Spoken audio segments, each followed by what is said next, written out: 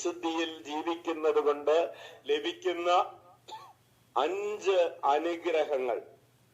അതിൽ ഒന്നാമത്തെ അനുഗ്രഹം എഴുതി വെക്കുന്നവര് എഴുതി വെക്കാവുന്നതാണ്.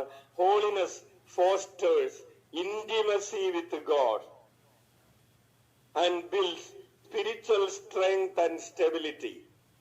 Holiness fosters intimacy with God. വിശുദ്ധി നമ്മെ ദൈവവുമായിട്ടുള്ള ബന്ധത്തിൽ ആഴപ്പെടുത്തുന്നു. പറഞ്ഞ്, വിശുദ്ധി നമ്മെ ദൈവവുമായിട്ടുള്ള ബന്ധത്തിൽ ആഴപ്പെടുത്തുന്നു. ഹല്ലേലൂയ. അതിനെയാണ് നമ്മൾ പറയുന്നത് ഇന്റിമേറ്റ് റിലേഷൻഷിപ്പ് എന്ന് പറയും. മലയാളത്തിൽ എന്ത് പറയും? ഗാഢമായ ബന്ധം. പിള്ളേരെന്ത് പറയും? ചങ്കാണെന്ന്, അല്ലേ? എങ്ങനെയാണ് ഈശോയുമായി ചങ്കായിത്തീരുന്നത്? ഈശോയുമായി ചങ്കായിത്തീരണമെങ്കിൽ എന്ത് വേണം?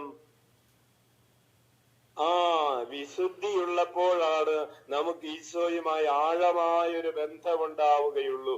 വിശുദ്ധിയില്ലാത്തപ്പോൾ, ഈശോയുമായിട്ട് മാത്രമല്ല കുടുംബജീവിതത്തിലും ഇത് പ്രസക്തമാണ്. ഭാര്യയും ഭർത്താവും തമ്മിൽ ആഴമായ ബന്ധമുണ്ടാകണമെങ്കിൽ അവർക്കിടയിൽ എന്തുണ്ടാകണം? വിശുദ്ധി ഉണ്ടാകണം. ഹല്ലേലൂയ. 100 വർഷം ഒരുമിച്ച് ജീവിച്ചു എന്ന് പറഞ്ഞിട്ടൊന്നും കാര്യമില്ല, അല്ലെ? ഇന്ന് ഇവിടെ വിവാഹത്തിന്റെ സിൽവർ ജൂബിലി ആഘോഷിക്കുന്ന ഒരു സഹോദരി ഇരിക്കുന്നുണ്ട്. ഇവിടെ ഇരിക്കുന്നുണ്ടായിരുന്നു.